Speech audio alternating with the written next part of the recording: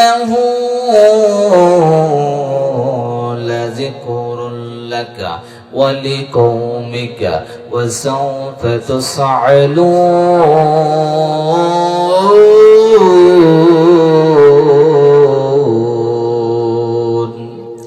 আল্লাহ বললেন ওয়া ইন্নাহু লাযিকরুন লাকা, ওগো নবীজি আমি আল্লাহ রব্বুল আলামিন এই জিকিরটাকে আপনার জন্য নাজিল করলাম,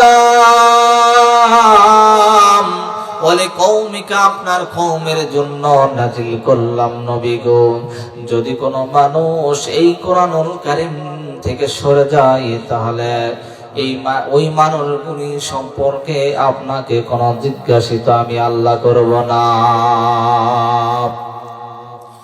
ومن يشو عن ذكر الرحمن نقيض له شيطانا فهو له قرين।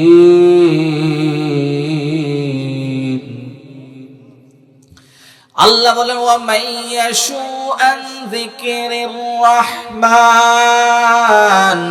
আল্লাহ বলেন আল্লাহ রাব্বুল আলামিন হলেন রহমান। ওই রহমান তিনি একটা কিতাব নাজিল করেছেন, একটা জিকির নাজিল করেছেন। আল্লাহ রাব্বুল আলামিন বলেন নবী গো,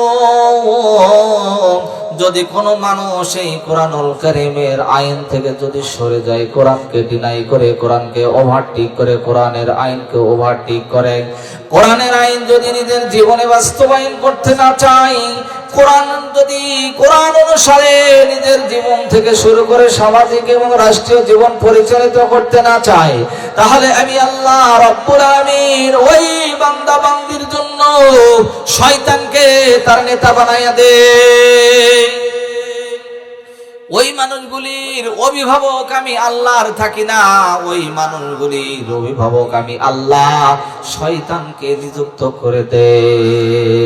ওমা আনতা আলাইহিম বিওয়াকিল, ওগো নবীজি হাসরের মাঠ যেদিন কায়েম হয়ে যাবে, ওই দিন আমি আল্লাহ রাব্বুল আলামিন এই মানুষগুলি সম্পর্কে, যেই মানুষগুলি কোরআন থেকে বিচ্যুত হয়ে গেল, যেই মানুষগুলি কোরআনকে ডিনাই করলো, কোরআনকে ওভারটেক করলো, কোরআনকে মানলো না, কোরআনের আইনকে মানলো না, এমন কি নবী গো আপনি নবীকেও মানলো না, আমি আল্লাহ পাক রব্বুল আলামিন ওমা আনতা আলাইহিম বিওয়াকিল, কিয়ামতের কঠিন ময়দানে ওই কোরআন অমান্যকারীদের বিষয়ে আপনাকে কোনো জিজ্ঞাসিত করব না, ওদেরকে সোজা